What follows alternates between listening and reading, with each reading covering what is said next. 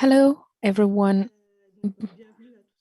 We're just going to wait some moment and before kicking off, but just some housekeeping before.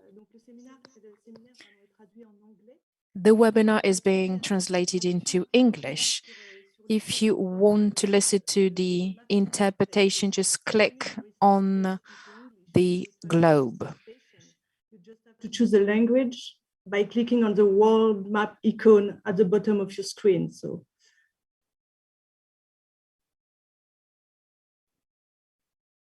Et une autre information pratique, en fait. Then some more information, please do not hesitate to ask questions.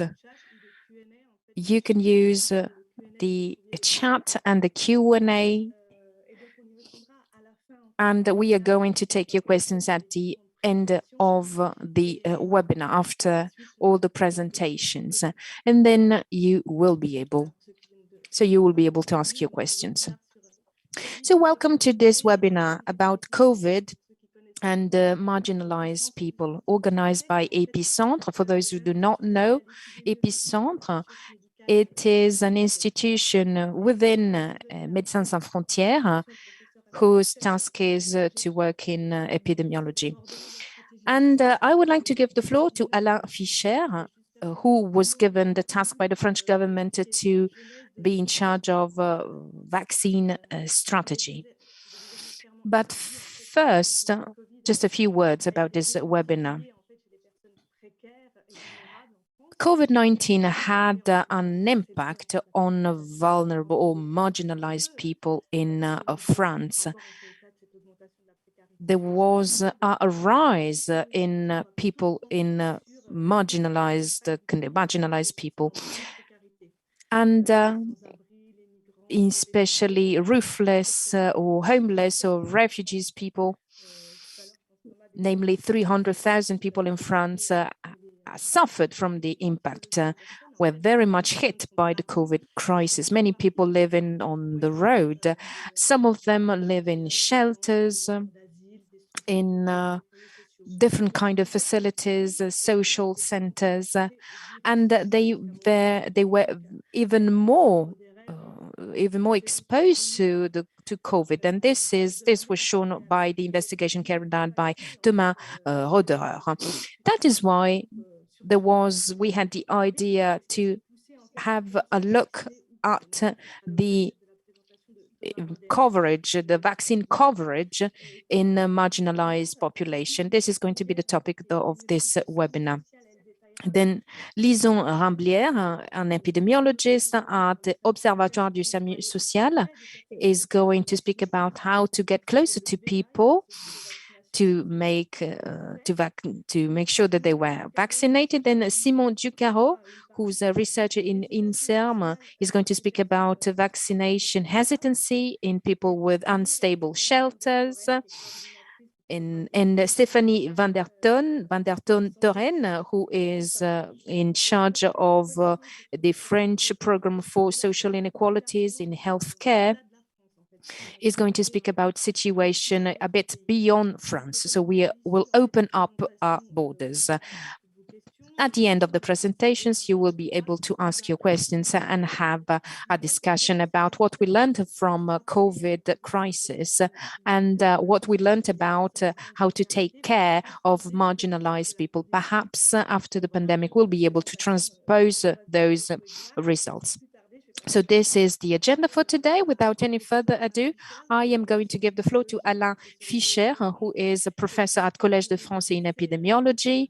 He was the first one who carried out genic therapies in France some years ago, and he's also founder of Institut Imagine, and in 2002 he became counselor for the French government for vaccine strategies. So how vulnerable or marginalized people were integrated in the vaccine strategy that was put in place by the French government? Thanks a lot, Celine, and hello, everyone. Well, your presentation was really flattering, actually. Over the last 18 months, I have indeed worked to help the government to put in place the best possible vaccine strategy. And what emerged during the pandemic ever since the beginning. So within our council, within our body, including different kind of actors from the field, working on the field, and doctors, we realized that there was a group of population that was more at risk than general population. There are some social factors that play a crucial role in connection with COVID. And I don't have the time really to go too much into details about the reasons why, but as a matter of fact, marginalized people were more at risk to have severe forms of the disease and then also to die, without mentioning also the impact, the psychological impact of the disease on these people. That has to be included and considered. That is why we tried to look for relevant studies such as your own to try to take stock of the situation and to know what was the situation of marginalized people, because marginalized people were less vaccinated than general population, but we wanted to know more, and especially what was the cause of this difference, of this gap, and we wanted to make sure that these people were vaccinated. Perhaps they were too far away from the healthcare systems, but there are many different causes and really specific according to the specific group that we are considering. And this results in different actions that we need to take. We tried to propose targeted actions according to the specific conditions of the groups that we are observing. We can't be happy with general recommendations that could be applied to everyone. That is not enough. We really need to have a tailor-made program, a customized approach, because we think that people working on the field are very much active. They are really committed to this. For example, Caisse Nationale d'Assurance Maladie, the insurance, the French national insurance, healthcare insurance, has taken important actions during the COVID crisis. And I think that we have a lot to learn, especially from the actions taken by this body. They decided to carry out lots and lots of actions. I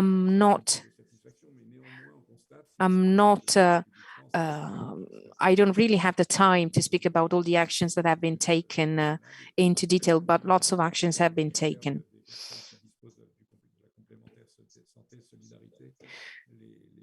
For example, because of the support that was given by this body, the vaccination coverage in marginalized population is not that bad. We are speaking about 80% for the first jab and about 50% second jab. So the results are quite good, even though they are not absolutely great, and a lot of work needs to be made to improve these results, and we need to know what we need to do to prepare for the next crisis, because we are sure that that COVID could come back. And we'll see what happens in autumn. And then perhaps there will be another coronavirus or another virus that will come, and we need to prepare for the next wave. And we need to work on the analysis of what happened, what worked well, what worked not well, just to be ready for the next crisis. So you're going to discuss all these issues. A lot of work has been carried out.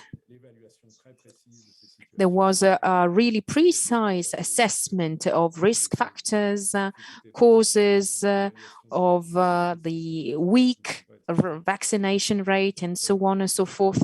So this investigation is really interesting, lots of insights, and you'll get lots of good recommendations. And I think you will it will be a good opportunity for you to discuss these issues that is really timely today. Thank you, Professor Fischer.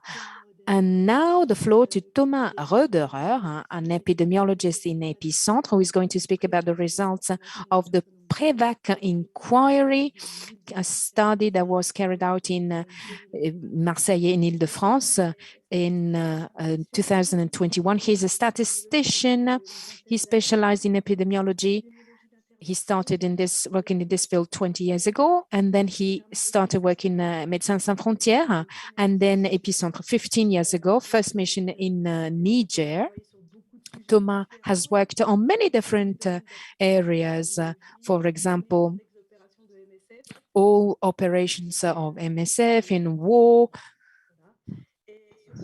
situations, and in all continents. Ever since the beginning of COVID pandemic, Thomas decided to offer his experience to tackle this crisis, to share his experience, and that is why he decided to study vaccination rate among vulnerable or marginalized people. Thanks a lot, Céline and Professor Fischer. I am going to share my screen. Hopefully you can see my screen and my slides. I'll try to make it a bit bigger. Fantastic. Professor Fischer spoke about the context of vaccination, COVID vaccine in marginalized people. So I do not really need to make any introduction. So these are the results of the PREVAC inquiry. So vulnerability and access to vaccination against COVID-19. The inquiry was carried out between November and December 2021. Many studies showed that marginalized people were more at risk of being infected by coronavirus, and also the death risk. The risk to die was much higher for many different factors. And that is why the institutions decided to make it a priority. And so many associations and NGOs were involved in this. When we speak about marginalized people, what am I speaking about, actually? There are different types of marginalized people, people working with this kind of people make a clear distinction. For example, you have roofless, so namely people living in the street, in parking spaces, in metro stations. So these people do not really have a fixed, they do not have a home. And then you also have homeless people. So they spend part of their time in the street, but they spend some time also in different kind of shelters, social services. They are taken care by social services. These two first categories are called people with no fixed abode. So we are speaking about people that we meet in the street, but also people who live in shelters. Then you have a third category of people living in squats or in places that are not decent because they are full of people, population, in overpopulation condition, in bidonville, in slums. And so these are the categories. Now, we collected our data thanks to different NGOs, thanks, for example, to Abbé Pierre. And speaking about roofless people, we have about 50,000 people in these conditions, especially migrants. Speaking about homeless, about 200,000 people. For those who live in unstable homes, well, the definition can really change because they are people that are relocated.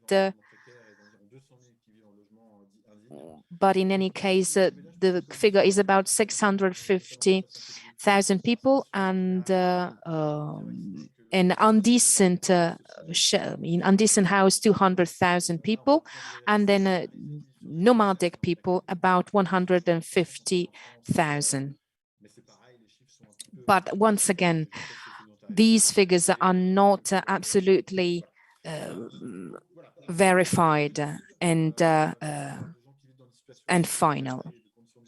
But in any case, we are speaking about different categories of people who live in unstable conditions, and everything is, our research was stratified. We decided to stratify our research for these reasons, because of these differences, but generally there are many studies showing that homeless, roofless people or nomadic people are less vaccinated than average population. And then what happens with COVID?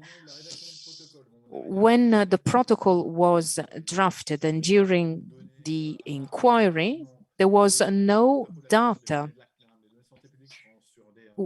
with resulting from a cross assessment of data that was specific about marginalized people. So that is why we decided to carry out a study about what NGOs managed to do in terms of vaccination coverage.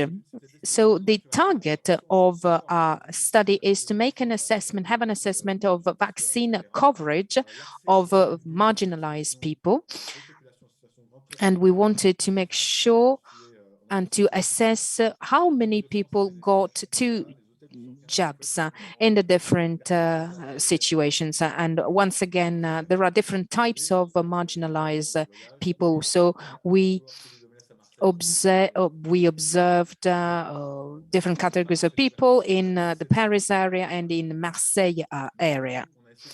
And then we try to understand what were the factors that could explain a reduction of vaccine coverage in this section, this population. So we carried out a cross-sectional inquiry with a random sampling. We organized 2 clusters of sampling on the basis of the participation of many partners. So we started from a really good quality information, and then we used different types of methods in this random sampling. Because we were working with people living in the street, and that was the best way to collect data. So we are speaking about a stratified inquiry. We started from different hypotheses, and when we started, we weren't really sure about vaccine coverage by the end of the year, and we managed to collect this number of samples, about 4,000 people. Then we also carried out collected some data in Marseille. Some of them were living in squats in bidonville, in slums, or in emergency shelters.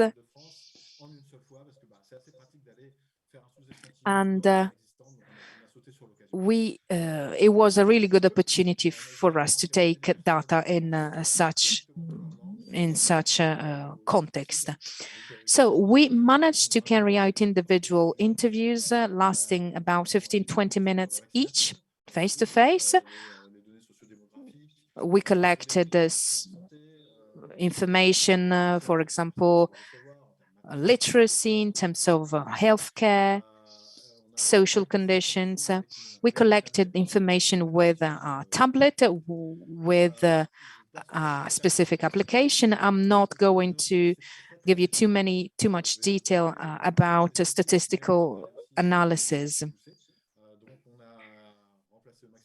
We replaced actually, we made sure that the results were reliable. So I'm going to jump to the results.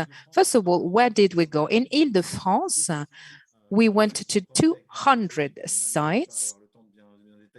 I don't have really the time to tell you exactly where, but we went in Paris and surrounding areas of Paris where people would live in the street. In Marseille, we cooperated with an association, Médecins du Monde, who investigated 27 sites in Marseille throughout the city of Marseille.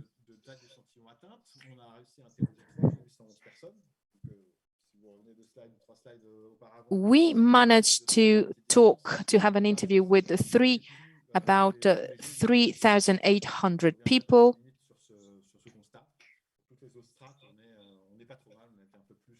We had a bit more difficulties with people in nomadic people. For the others, it was quite good. In terms of access to at least one jab of vaccine, you can see data here. Normally, when people get the first jab, they normally have the second. They normally get the second. The two go together normally. We can speak about this more in detail, but normally we're speaking about 2 jabs.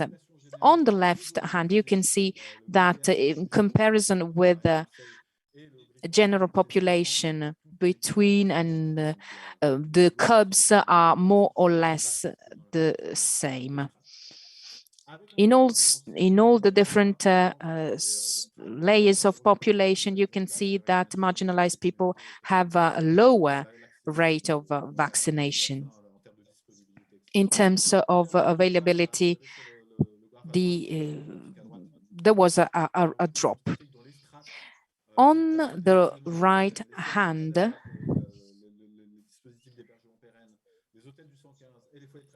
you can see the different segments of population.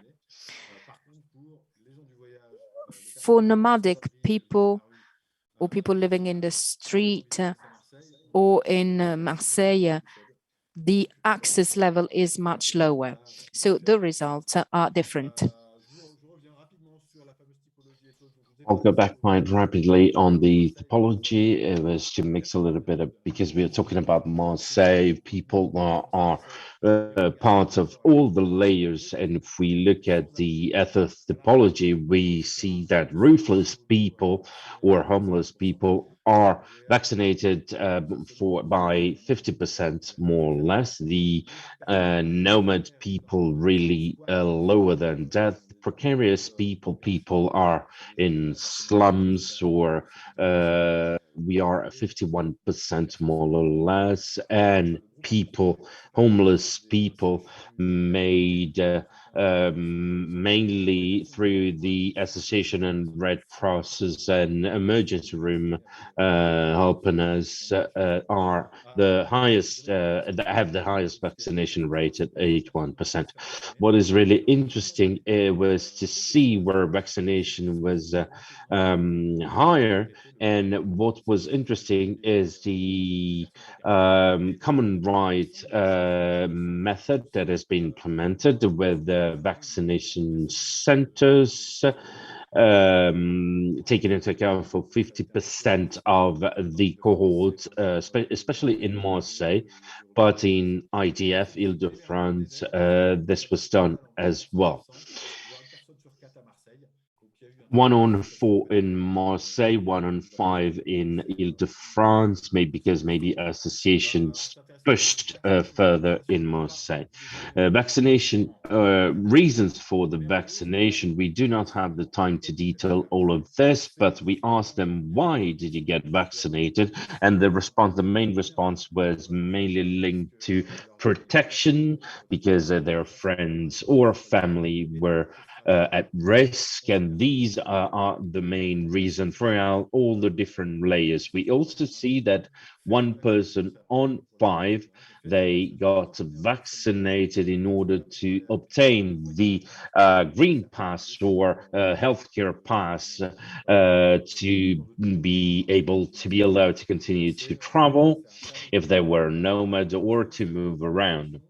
Now, for the reason of non-vaccination, there were people that didn't have the chance to go because of family reasons or other, and we see that the majority of people decided not to get vaccinated because of obstacles along the way.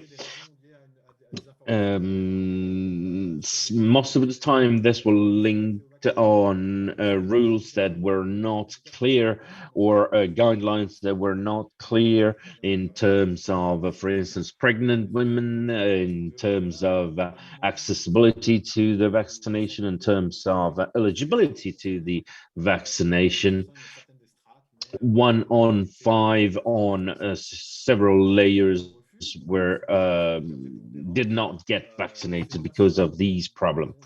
The main reason for refusal are, of course, the possible undesired effect of vaccination, or quite simply fear or some skepticism in terms of the efficacy of the vaccination. There was a group that here in France is called anti-vax.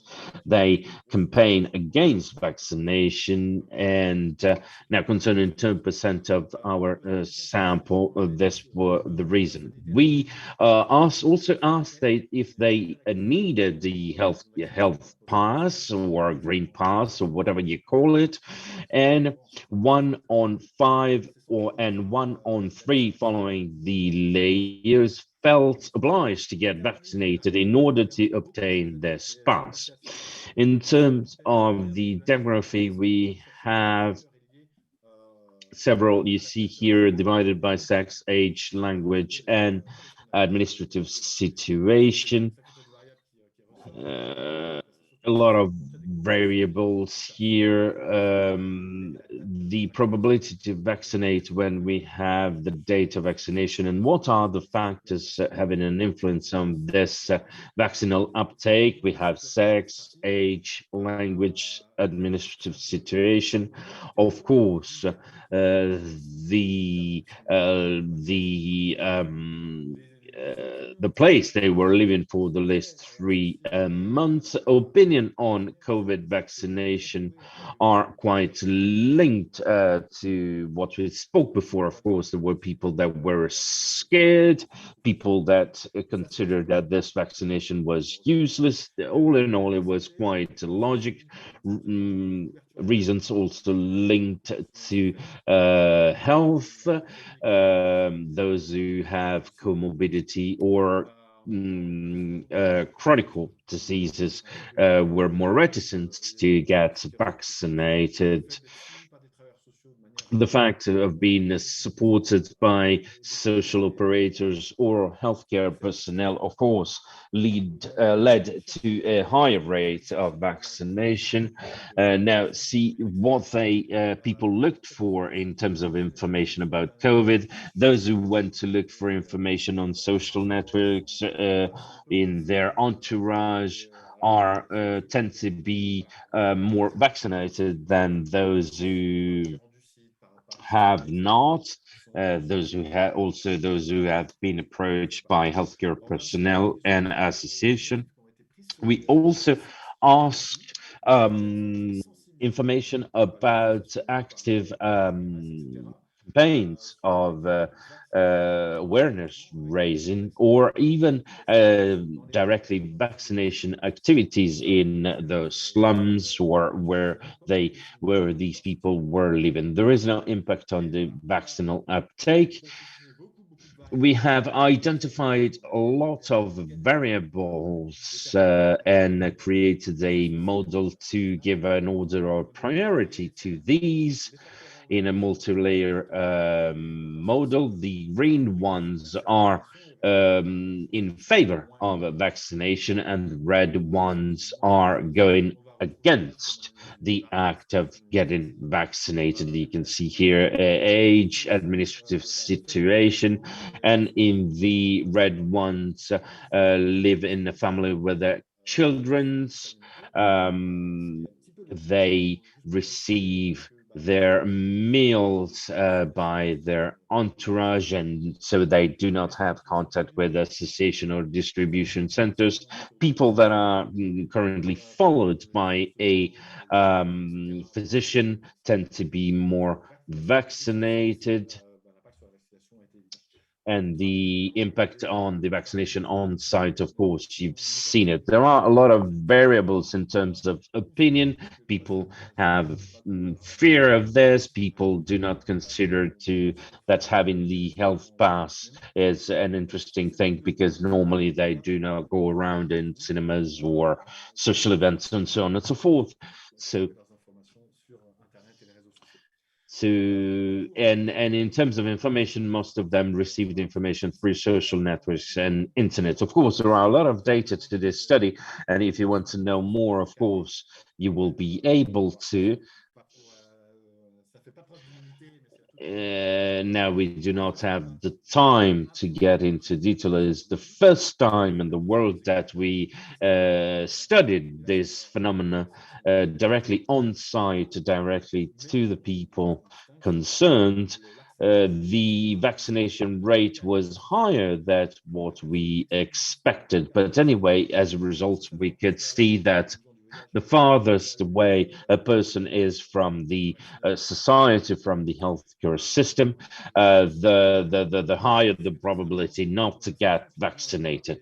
I will not get into detail on the reason of vaccination. We will be talking about things like that later on. Raising awareness, I think, is the heart of the vaccination campaign, but it has to be carried out in a as tailored as possible manner, to speak directly to the people in their own language and to give them trust. These are results where we do agree with Professor Fischer. We think that vaccination worked really well for people that are hosted by association or such like. For those who are completely quote unquote abandoned, there is still a lot of work to do.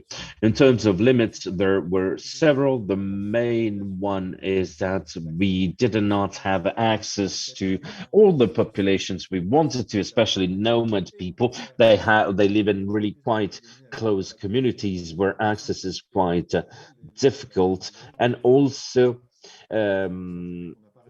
there has been some happening in December last that created a difficult context and situation for them, so they were not keen to open. We mainly were able to carry out the survey during the day, and so we had access to a limited amount of the population. Maybe it could have been different if we would have had other timings to carry out the study. Anyway, the results are quite solid, and the recommendation that we could make, of course, it is quite logic. We need to adapt intervention strategies to and target them to each kind of cohort or population. We need to raise awareness and communicate on a vaccine in any way, shape, or form. And if it can be done through social workers, that will be even better, healthcare personnel, and so on and so forth. And this can give some idea on possible multiplication of the different methods and population. Even in the places these people live, or these people go to find food, and so on and so forth. It was in the program in 2017. It was in a program in 2020. It was in the program for the new election. There is a strategy to find homes for these people, but is not pushed enough, in our opinion. And so we need to push it further. And in conclusion, what I could say that we've seen through this COVID study can work as an example for any activity in terms of research and illnesses, not only for COVID. I'd like to thank you all very much, to thank all our partners, to thank our participants and the people who helped us to carry out this study. And thank you very much to all of you. I hope I was not too long. Thank you very much, Celine. It was okay. It was okay. Okay. I put the link in the chat room if you want to have the complete report on the study, and please do not hesitate to ask questions in the chat. And now let's look at an example of actions taken by the Samu Social, a system to have access. Lison has a master in public health and an epidemiology master that she had in Institut Pasteur. She worked on perinatal and natal sicknesses, and she's an epidemiologist in Paris today, where she studied precarious populations and their access to healthcare, quite simply. She will be speaking about this bus that's not a bus. Thank you very much to all of you. Hello to all of you. Can you see my screen?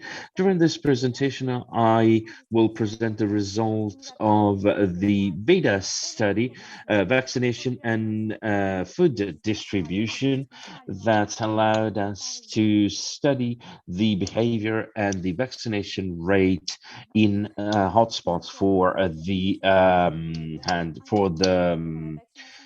for giving food to these populations. As it has been said before, these populations are more exposed to infection risks and severe forms of this sickness, and do not have the same access we all have to vaccination. There are several layers of precarity. That's why Samu Social implemented some actions to foster vaccination of precarious population from September 2021 in Château Rouge and Anvers, 24 action, and then in between October and 2021 and March 2022 in Vandentorren and Villette, 34 action on a food distribution site. There is a lot of these people, this kind of people frequent quite a lot these installations, not only to receive food, but to have help with administration procedures and so on and so forth. On the 27th of November 2021, there was been the opening on the third dose to all people over 18, and there was a health pass that was implemented at that time. 25% of precarious people were still not vaccinated at this point. There was a theoretical inconditionality in vaccination. There were temporary social security numbers that were created, but in practical terms, were they implemented? Of course, these populations are difficult to document and to follow up on and to survey.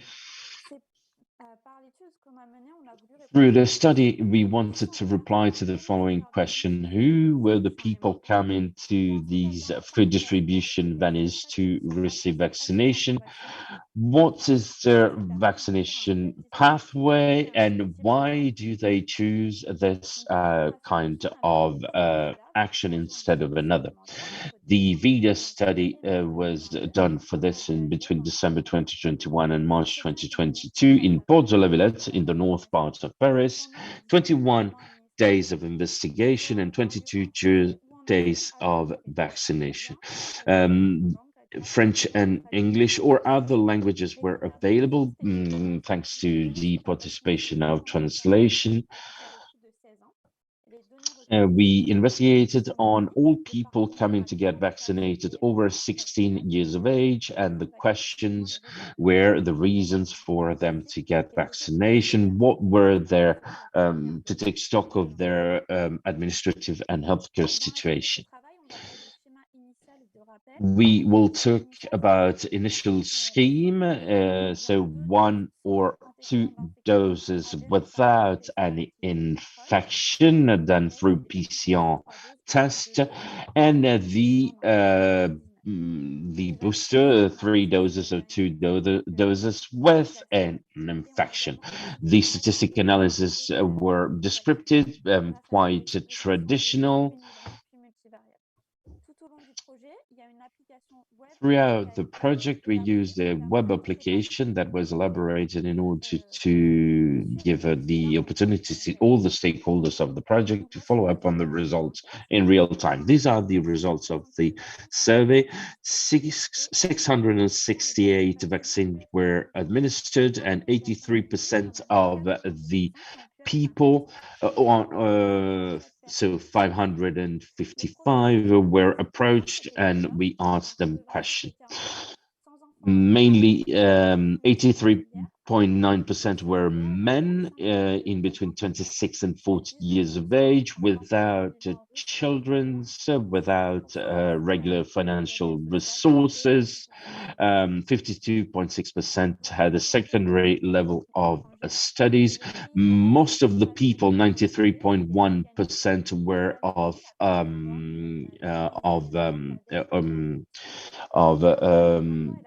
were coming from abroad. Sorry. Their administrative pathways were really complex. Many of them were not in France for more than 3 months, and most of them didn't have any kind of visa.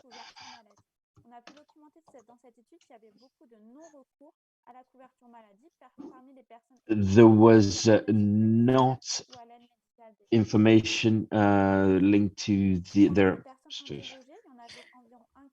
Among people who were investigated, about 1/4 said that they were detected with COVID with PCR, and 55% by rapid test. So as I said, it is for all people who got the first dose, we carried out the rapid test that was taken, and 7% thought that they had been infected with COVID. 38% of positive rapid test, among them 6% did not give data. Among people who were interrogated, about 44% were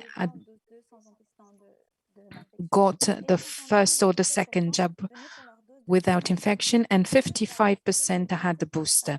The place of the previous jab had been given in the place where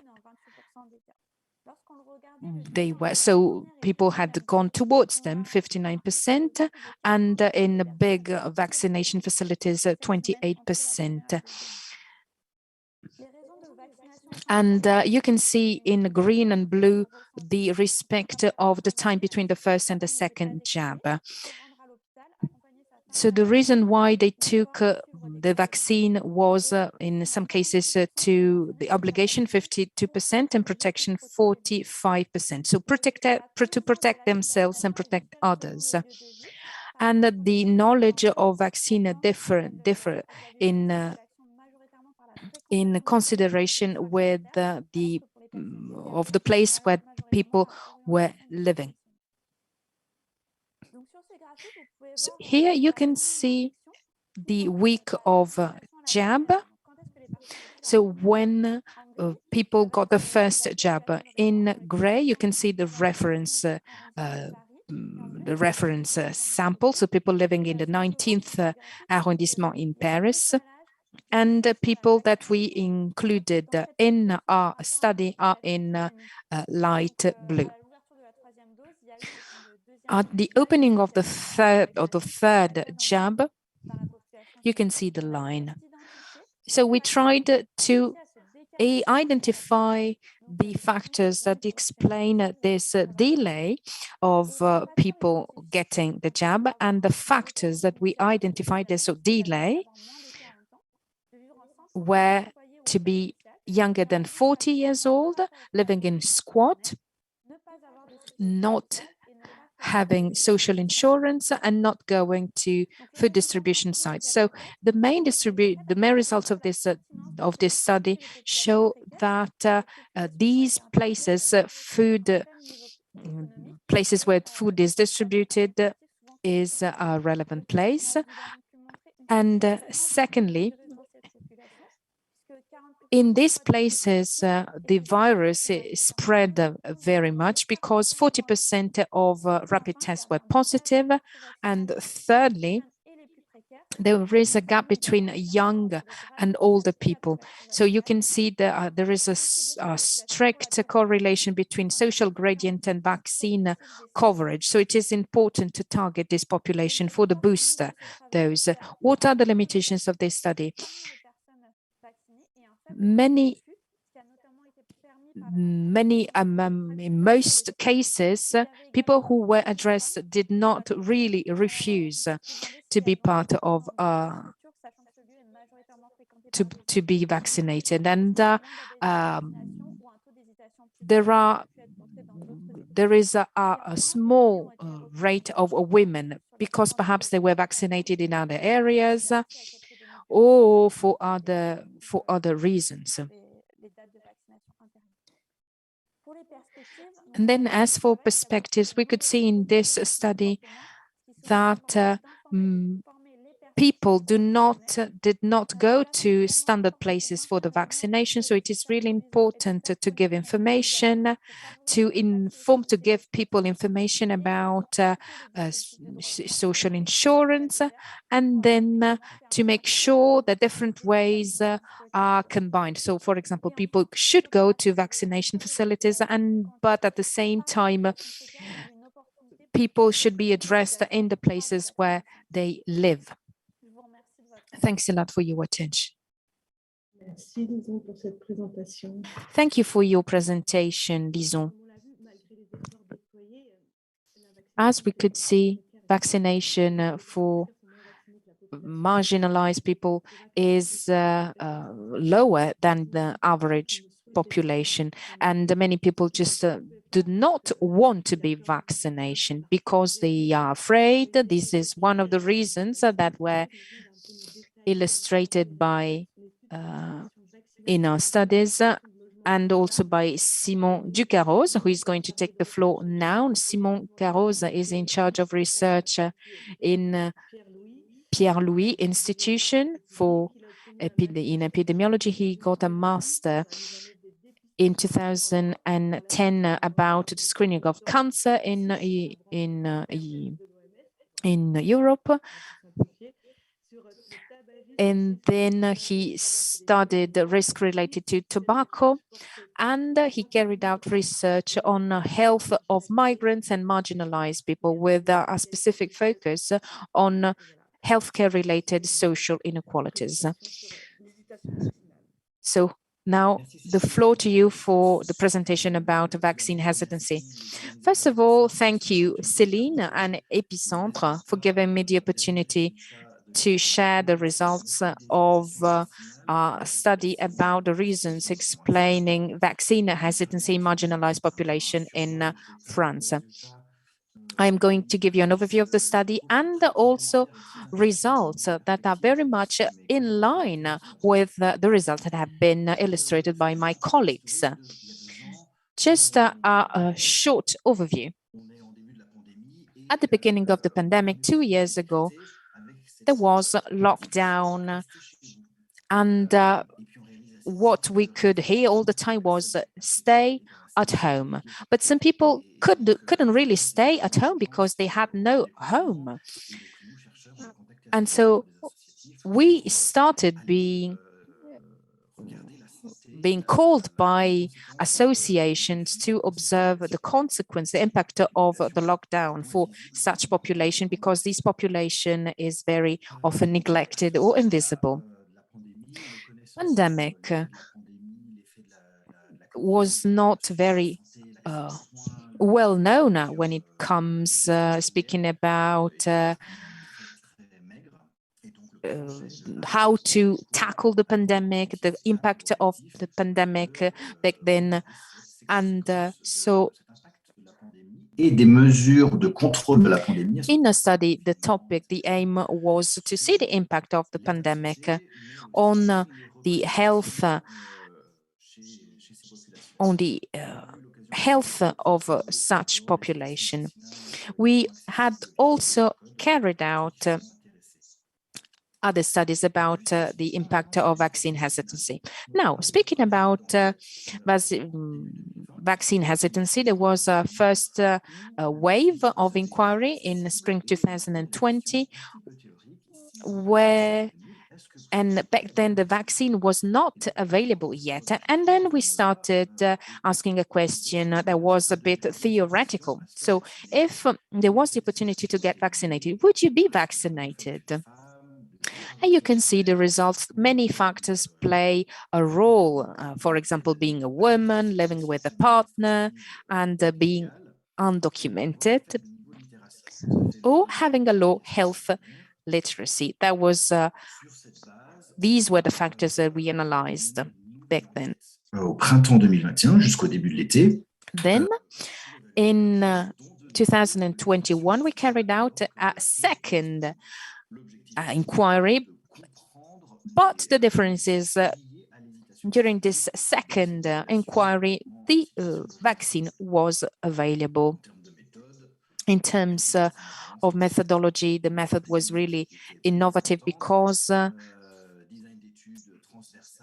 it is a cross-sectional, multicentric mixed method study carried out in Paris and in Lyon using quantitative and quality methods. Our sampling frame is made of 22 shelters and day centers that we selected, and we recruited participants and under the monitoring of an ethical committee. We used an online questionnaire, including 5 motives for hesitancy, vaccine hesitancy, that were related to the effectiveness of the vaccine, safety, distrust in the vaccine or trust, or the theory saying that COVID-19 doesn't exist, and then the opposition of vaccine in comparison with personal principles. And we could also rely on telephone interpreters who could help us in cases of language-related issues. We carried out interviews with trained staff, and all these interviews were recorded and transcribed. Speaking about quantitative data, our approach was quite standard. We carried out a bivariate analysis to analyze the hesitancy motives. For the qualitative data, we carried out an inductive thematic analysis. Our results in terms of population, we got in touch with 635 people, and 82 of them agreed to participate, of which 43%, namely 222, were included in the analysis of the hesitancy motives. The rest of participants are not hesitant or could not be included because there was not enough data. In terms of profiles, the people who were included in our survey are mainly male, young, single and born abroad, with a low to average French language proficiency and an up to high school level education. About half of our sample is undocumented, and 14% have no health coverage at all. Speaking about the characteristics of our population, 2/3 of them said they were a bit worried about COVID-19. 50% more or less of our sample reported distrust in official COVID-19 information, and 2/3 did not know where or how to get vaccinated. We are in spring 2021.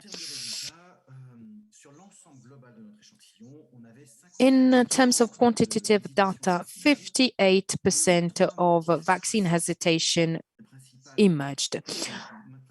The main motives behind vaccine hesitancy were ineffectiveness of vaccine to target the pandemic, unsafety, so dangerous, and people didn't trust vaccine information.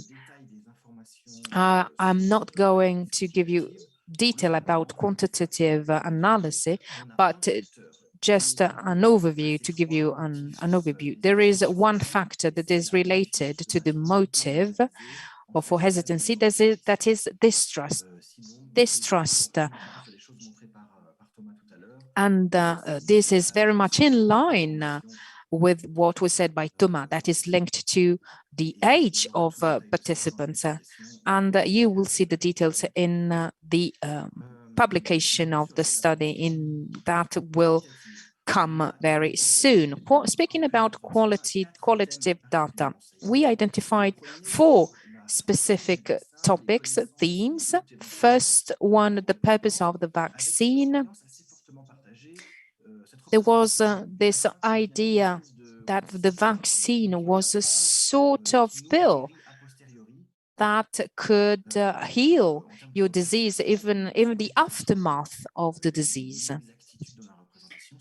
So this was misinformation that we could observe among participants. Second, we identified attitudes and influence surrounding vaccination, with 2 kinds of representations that were reported to us.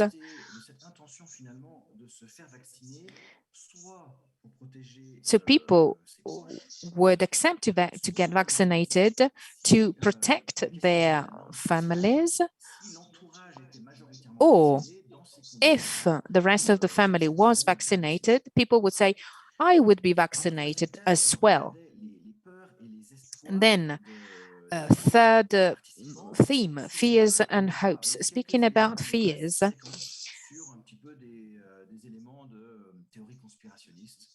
we could see some conspiracy theories. So some participants would say that the vaccine would kill people, and that was a sort of revenue for other people. And then fourth theme that we identified, really strong one, people thought that if everyone was vaccinated, we would get rid of the pandemic. And because people really wanted to go back to previous life, as if previous life, normal life, was good for these kind of people. So these people really trusted authorities, public authorities, political authorities, but also healthcare staff and professionals and scientists. So we could see a really deep trust for doctors, and participants told us, well, if my doctor told me to get vaccinated, I would do that. In terms of discussion and results, there were some limitations in our study in terms of comparability, limited comparability between the two waves of analysis. We have a cross-sectional approach, and our sample is not representative of the population. So we need to be cautious in the way in which we extrapolate and interpret results. And then in spring, from March to June 2021, vaccine progressively became available for our population. So at the beginning, it was available just for people above 50 and with comorbidities, and then gradually it became available also for the rest of the population. Then when we make a comparison of our data with literature and the general population, we can see that there is a higher hesitancy in this for this population than in general population. But there is a difference over time. There was a rise, there was a drop of hesitancy.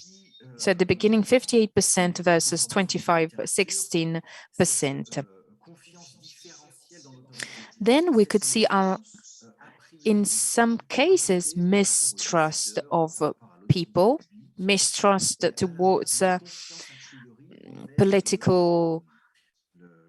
politicians, and on the other hand, we could see a lot of trust for the government and scientists. In terms of perspectives, we feel that this knowledge should be updated. In spite of this hesitancy that we could observe and that we could report, we think that we should observe people who are still hesitant. What are the factors at the basis of the lingering hesitancy of such a population? We could also observe in literature a link between the source of information and hesitancy, especially in an intensive use of social network as main source of information. Literature showed that there is a correlation between the choice of this source of information and the vaccine hesitancy. So this could be a field to be observed deeper.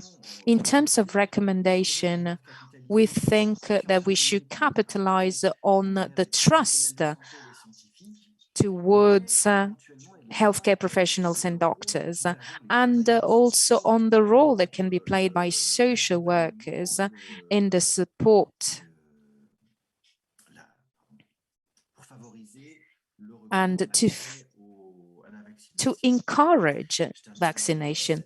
And as a WHO reported, no one is safe until everyone is safe. That is why it is really important to take care of marginalized people.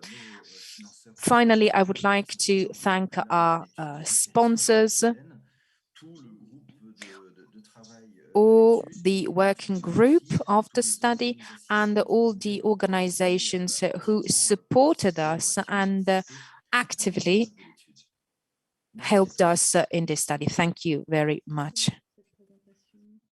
Et maintenant, on va passer à la dernière présentation par Stéphanie Vandentorren, qui est We'll now coordinatrice. move to the last presentation by Stéphanie Vandentorren, who's a coordinator for Santé France, and will help us in our reflection on whether an image of what was happening outside of Paris, Île-de-France. She worked on social equality in terms of healthcare, especially on homeless women, vaccination of children, homeless children, and also on the impact of the terrorist attacks in November 2015. She made several studies on precarity and in several countries. Let's now talk to Dr. Stéphanie Vandentorren, who's muted. Sorry. Stephanie, your mic is muted. Hello, everyone. Thank you very much for giving me this opportunity to present this work. So I will give you more than a review of the literature. I will show you an approach of mobilizing the knowledge we have in order to fight against COVID, on testing strategies, and then on vaccination strategies, on precarious population and marginalized people. Do you see my presentation? Not in present mode.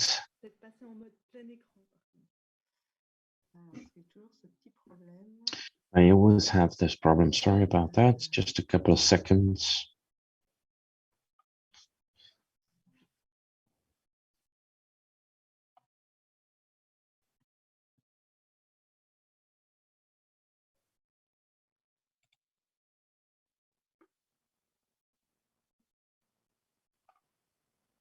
Je sais pas pourquoi ça fait ça de temps en temps. I don't know why it does that sometimes. It's not. You should click on the other icon. No, sorry, I'm not helping. D'avoir les deux slides. Just a couple of seconds to solve the slight technical mishap. Does it work? Okay, thank you very much. Sorry about that. Anyway, I was saying I will present to you more broadly the approach that we implemented in Santé publique France in terms of mobilizing the knowledge we have, and I will also present you the communication tools that we have implemented that will echo all the recommendations that have been presented before me.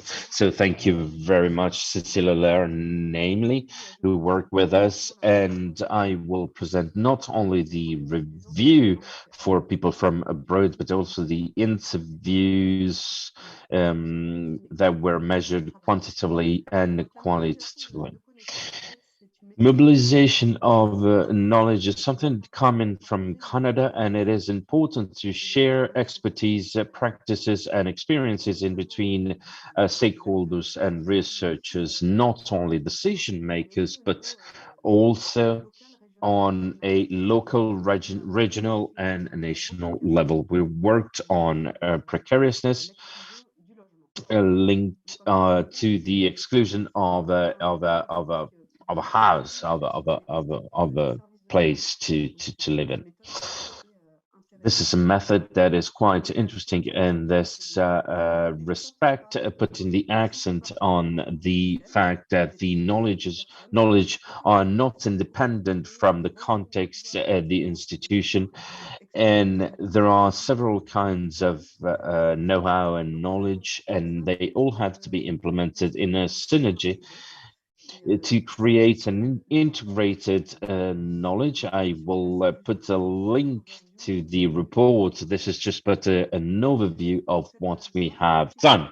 This approach is consisting in 4 steps: problem-solving activities, so to consult all the stakeholders to know what they need and what are their problems.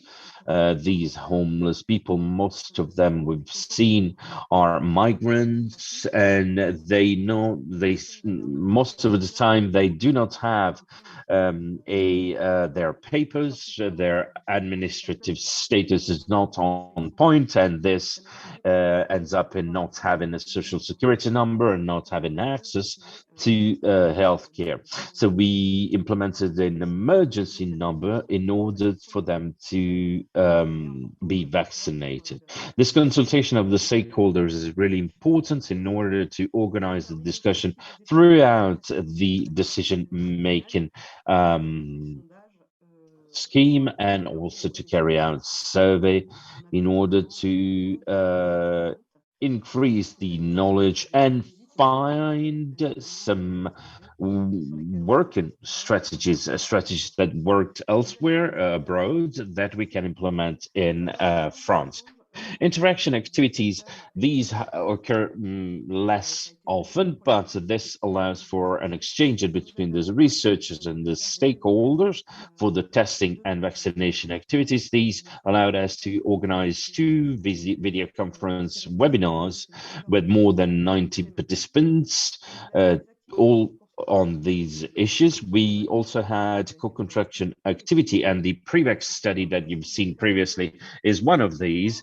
This allows to have link in between the knowledge and expertise of the stakeholders, and then we had some dissimulation activities.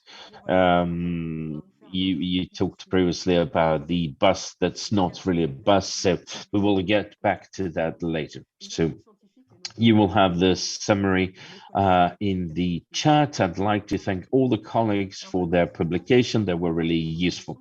So here is what you need to have mobilization of knowledge. You need to have really precise objectives and targets through an analysis of the needs of the public and of the context, of course.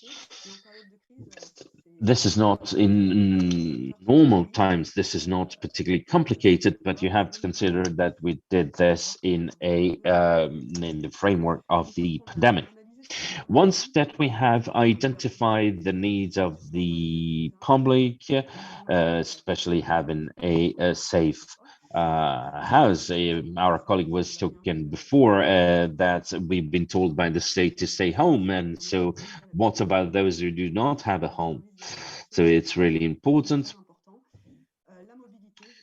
Mobility, also these people move around a lot. So the analysis of the context, we've seen that we are one of the countries that suffered the most in vaccinal hesitations.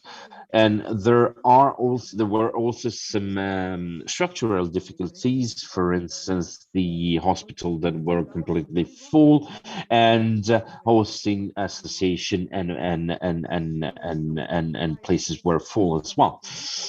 We try to find the theoretical knowledge. I will show you the process. We found a scope of review, and then COVID homeless, who are colleagues from the PACA region, so near Marseille. On the experience, we could create an international benchmark. I will present you the results. We try to raise awareness through practices exchanged through the webinars, especially namely the 2 I talked about, with several representatives on different layers, regional to national, the NGOs that were focused on this effort, and researchers as well. This allowed us to identify possible dangers, but also not only through these webinars, but with more detailed workshops to go further in the approaches that we had identified. And this allowed us to disseminate the information, not only in terms of practical knowledge on the field, but also in times of research.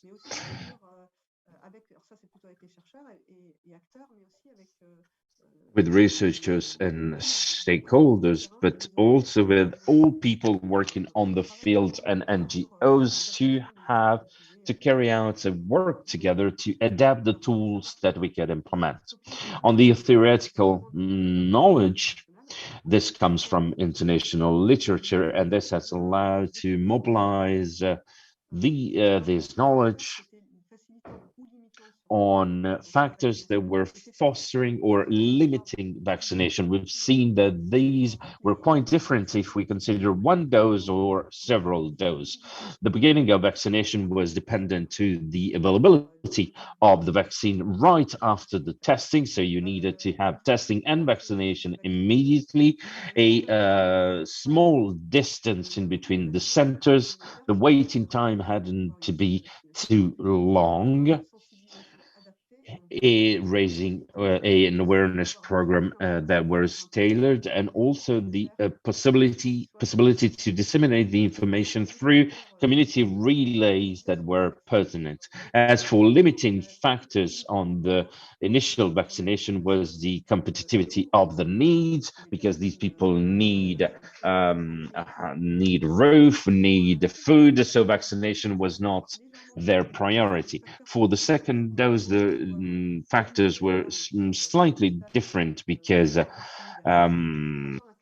we needed to communicate in order to vaccinate, have an accelerated calendar for vaccination, and also implement the vaccination with other services. You've seen previously the example of distributing foods, for instance, or methadone for addicted people, for instance. And the management and the follow-up of the people throughout the process by a dedicated personnel, that was important as well, and limiting factors for completing the vaccination scheme. People in the field see it every day, are expulsions from the territory, either in the slums or in refugee camps and so on and so forth. We carried out some qualitative survey in 5 countries, Denmark, Israel, Ireland, and the Netherlands. What we've seen quite homogeneously is that these strategies were quite complementary,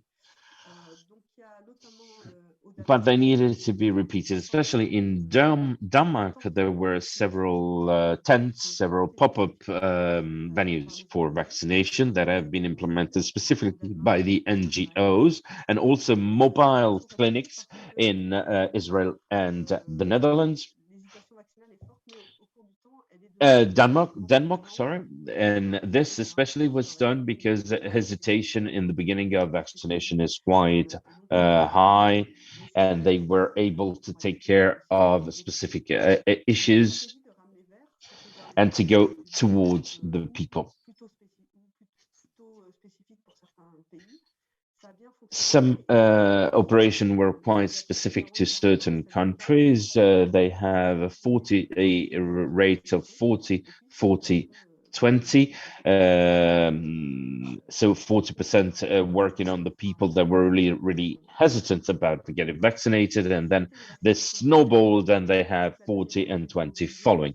The second dose had to be implemented in the same place, and in Ireland, Denmark, it has been done through telephone calls systematically to the people. There was a snowballing effect, so 40-40-20. They needed to motivate certain people, and they will in turn motivate other people. And also one of the fostering factors was the fact of having a health pass starting from the second dose. We got inspiration from all these countries. Why these countries? Because they had a specific strategy for roofless and homeless people, for marginalized people. For us in France, it was the 5th step of the Vaccinale scheme that would arrive later on to tackle fragile and vulnerable people. On the decision makers in France, we could identify four important topics interlinked, but this challenges allowed us to work in a focus group with the different stakeholders, the specificity of the population. We've seen it in Prevac, where they had really difficulties with the gens de voyage, with the nomad people. So there are a lot of differences in if you are homeless, roofless, or nomad or refugee, or French with problems of addiction, homelessness, and so on and so forth. There is some indicators linked to the level of education as well, and we will see how we worked on that with some accompanying actions where the social stakeholders were really important. And is what we see in the Prevac study as well, to do it together, to do with what you have, and to do it as fast as possible. This joins the theoretical model by the WHO to tackle these population. We added the timing because it was really important to follow up on the dynamic of the pandemic. This had allowed us to create participative workshops with the three key functions: to foster the coordination on a local level, organize vaccination programs to go forward and bring in to vaccination, and adapt communication to this marginalized people. These are the outcomes of the study. For facilitation and local coordination, we needed to be able to develop policies coordinated through social workers and institution and healthcare personnel. We see this joining of the healthcare and solidarity factor, a lot of virtual activity,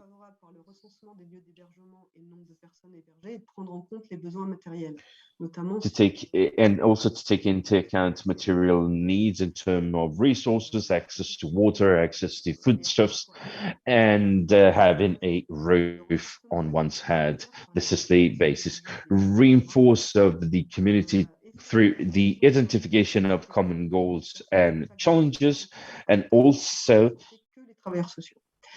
Ensuite, pour l'organisation des programmes de vaccination dans l'allée verte. Now, to organize the vaccination program, we created an intersectorial network we've seen on a local and regional level.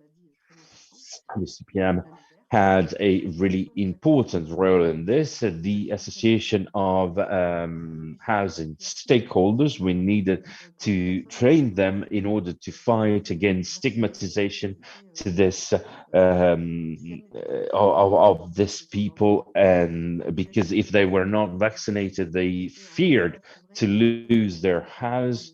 And so in certain communities, especially the nomad ones that were not too keen on vaccination, they have a way of behaving really based on their community. So it is really important to be able to use some relays to speak to these people. On the reinforcing of this community action, you need to count on the people that are the most popular, the most listened to in their community, and also to be able to intervene in the housing schemes through the health mediators that have been really keen in this operation. Try to propose vaccination within 48 hours from the other activities, distribution of food or health checkups and so on and so forth. We talked a lot of fake news, and we suffered a lot of lack of information for this population, lack of clarity in the information given. So we need to be able to work on the clarity of information, especially for these community, and on an international standpoint as well, because these people, the nomads, for instance, they travel around quite a lot.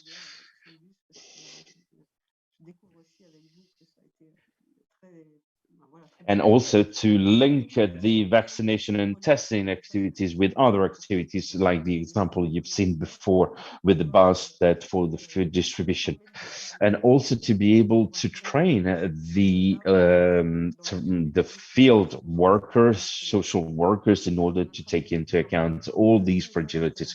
We worked on several messages of prevention with 4 main principles. The first one, adapting the objectives and the messages to the context and their life conditions. Second, develop a partnership operation. Some examples of these, you've seen some already, but why do we need to adapt to the context? We have seen the isolation barrier. Of course, if you need to stay home, if you don't have a home, that it's a big of an issue, as it was said before. And then we had to take into account promiscuity for those who were in slums and so on and so forth. And also, as somebody said before me, the physician has a lot of trust in this community, so is one important partner for us.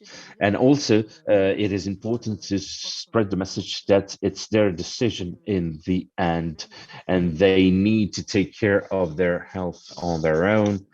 And of course, to inform them on the gratuity of the testing and vaccination. In order to foster comprehension, we have had several co-construction approach in order to develop adapted content with that number of information that was consciously restrained not to drown the information.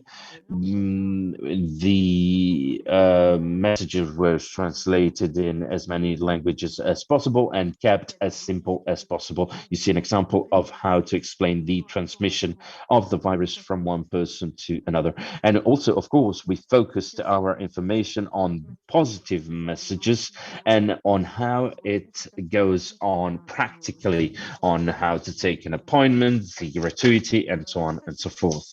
In order to facilitate the access, of course, vaccination had to integrate all these communication as close as possible to where these people lived, and the timing was also really important. This has to be done by local operators, if possible social workers with mobile clinics, quote unquote, and to, as I said previously as well, to add other activities like field distribution and so on and so forth to vaccination effort. The vaccination had to take into account all the limits that we have seen in the limiting factors, especially the competitivity of the needs. I talked about that previously. For instance, people that could not get vaccinated because they had family at home. Mobility of these people was really important throughout different centers. Literacy and digital literacy, we've seen that, and I think this is something that we'll have to fight. This fake news. The language barrier also was important. The fact that these people were far away from the social and administration system. We've had a lot of people that told us that this was a white man disease, so they were not concerned. And so we need to fight all this miscomprehension and this fake news. For many of those people, COVID was a secondary issue. We worked a lot with the several partners with a system of questions and answers. This is a bottom-up system coming from the directly from these stakeholders, deciding what kind of questions they want to ask. It is co-built and distributed to more than 3,000 field operators and allow us to a faster transmission over the needs. Just a word to conclude, we've seen that this system allowed us to find some pain points and tension points, also to collect possible funds. And we also recently talked about discolorization of vulnerable children during the pandemic. That is something that worries us quite a lot.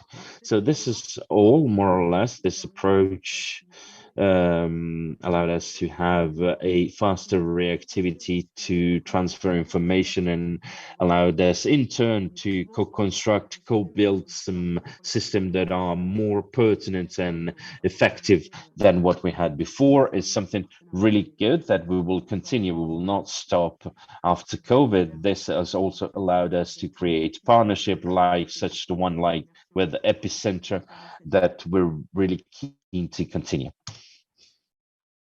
Voilà, je m'arrêterai là. Merci beaucoup, Stéphanie. Thank you. Thank you. Right, so we have some time for your questions. Don't hesitate to ask your questions in the chat. There is a question to Thomas, who finished his presentation saying that the study can be used as a source for inspiration to extrapolate data. So perhaps the recommendation is to find an approach to go towards to address people, marginalized people, especially roofless people. We sometimes have the impression that we are not well received by such people, were perceived by these people for different reasons. And so thank you for this remark. Actually, it's quite a broad topic, so I can't really give you an extensive reply. These people are taken care of. And but what can I say is that the access to care should be improved. Housing should be the access to housing should improve. Of course, there will always be roofless people and homeless people, but it is important to think about specific things to do. But as I said, it is too broad topic. It is too broad as a topic to be summarized in a few words. Then some people said that marginalized people were not very well perceived and received when they went to hospitals or other facilities. That was the case. It was reported to us sometimes, even though they were vaccinated and so they were entitled to go to hospitals. But this factor was not a major limitation. Actually, we are speaking about a really specific context, COVID crisis vaccine, and so people didn't really consider their previous experience with healthcare facilities. I hope that I managed to answer this question. There are some remarks about prevention, healthcare prevention services that should be considered because they play an important role.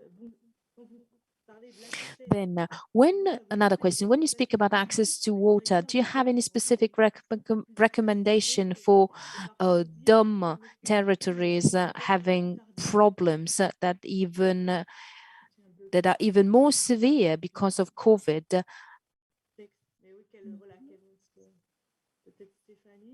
Stéphanie, thank you for this one, because We didn't speak about these territories, the DOM territories that are really specific. The PREVAC study showed us that there is a specific gradient that is very much related to the place where they live. There is an exclusion gradient that we can also observe in DOM, so other territories. And many studies, qualitative studies, have been undertaken about this. But if we consider needs and access to water, we can see that measures that have been taken in France are not acceptable at all for people living in DOM territories, because they lag behind very much and they feel neglected, while their needs should be considered in communication. So as a specific recommendation, well, I would say that I would use the same recommendations, and then it is important to enable, to make sure that people have access to water, also to make sure that they can protect, they can protect themselves, wash their hands, and so on and so forth. We'll see if DOM territories will be included in the future in such measures. Thank you. There was one example of tool that was used. So the model of the approach of going towards. Do you have any other examples that you could suggest? I don't know if Lison wants to take this one. Well, Samu Social used this approach. Then there are other actions that have been taken. A couple of months ago, there was a conference and we talked about this. So this is not an isolated action. Other actions have been carried out in the same approach. Now, to go back to something that was mentioned before, so having difficulty in the access to healthcare, people being rejected in hospitals, we heard the same thing. So after being rejected by the hospital, they came to our facilities because they were eligible to vaccination, but they had been rejected in hospitals. That is why it was hard for them. And some of these people had problems with the language. There was the language barrier, and some people went to be vaccinated in pharmacies, in the chemists, and they were asked to pay. So then they came to our facilities to find a solution to their problems and obstacles.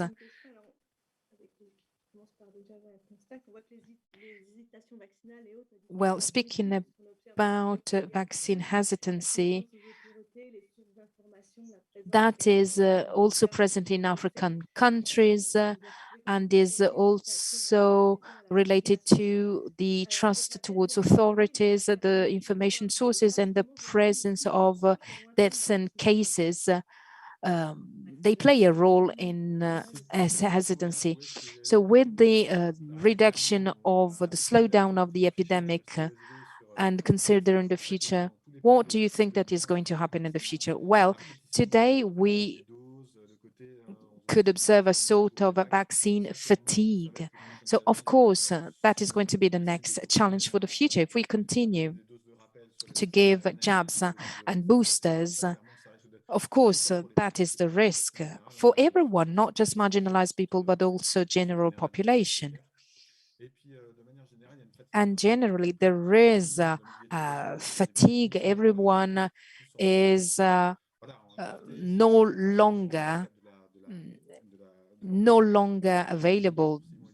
they have enough, just people have enough of the pandemic and vaccination and so on and so forth, because it's been 2 years that we're speaking about vaccination, people going to the hospital, people dying because of COVID. I know that in Africa, the people are more, they have a much lower vaccination rates and the situation is different, the issues are different. But in Europe and in the US, this is going to be the situation when if we are going to organize a future campaigns as for COVID and other pandemic, for example, Omicron variant, that is going to be the challenge, because people have been vaccinated 3 times and they have just enough. They just don't want to get a 4th jab, even though they have already been vaccinated. They just want to stop there. So they think that if they have to be infected with COVID, they will be. They just don't want to be vaccinated again. This is going. This has to be considered. There is an overwhelming fatigue that is related to COVID.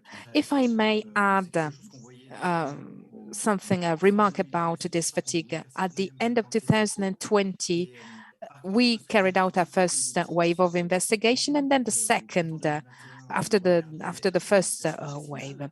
So we had in our interviews, we could observe that there was a kind of magic related to vaccine. A vaccine is going to free us completely. And we were just speaking about 2 or 3 doses back then. Now, if we consider this, well, it is clear that this will result in a later mistrust. But in spite of all the hesitancy that has been reported, people went, they decided, they accepted to be vaccinated. So my question is, well,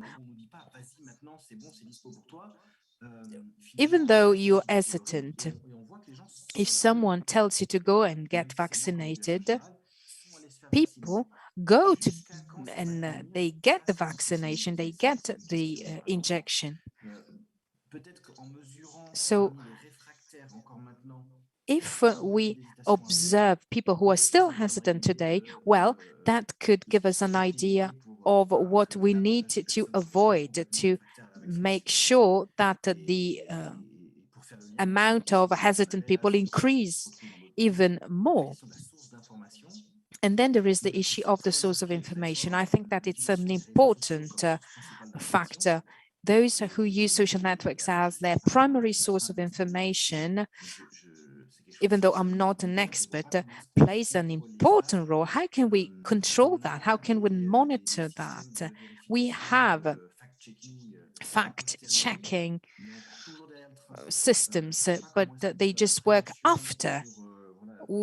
I don't really know where you can do prevention. We need health literacy. I think that the key of success is in a word, that is trust. We are tackling a confidence or trust crisis. We saw that very much. It is in full swing. There are systems that have started being used against fake news. Speaking about vaccine hesitancy, that poses a major risk. It was reported by the WHO as number 6, the 6th biggest risk for health. The first one is a climate crisis. So we need to work on prevention. We need to capitalize on trust. And we can do that.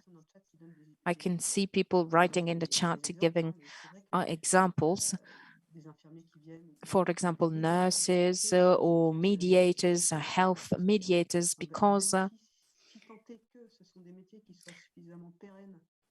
these professionals can play a role, but they need to be permanent. They need to work on a permanent basis. And speaking about the way in which people are treated in hospitals, in our observatory, there was an inquiry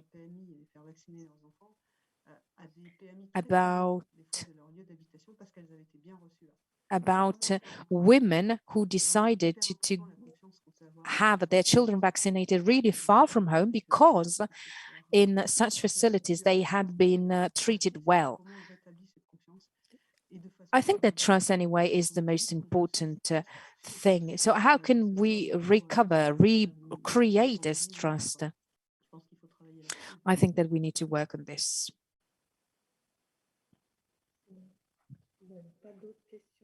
I don't see any other questions. So co-building tools and for prevention with people involved, people in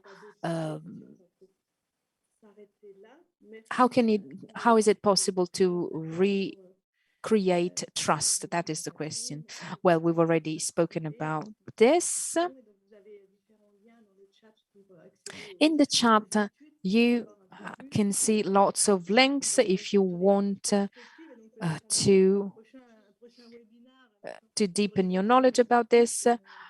But in any case, there will be other webinars where we'll have the opportunity to discuss the topic, or if you want to hear more about this topic, Thomas carried out an inquiry in nursing homes in France during the second wave, or you can also subscribe to our newsletter if you want to know more about our initiatives and what we know for other diseases. Thanks a lot to all of you for your participation. Have a nice afternoon. Bye-bye. Bye. Thank you for your participation, and thank you, Céline, for the organization. Thank you. Bye-bye.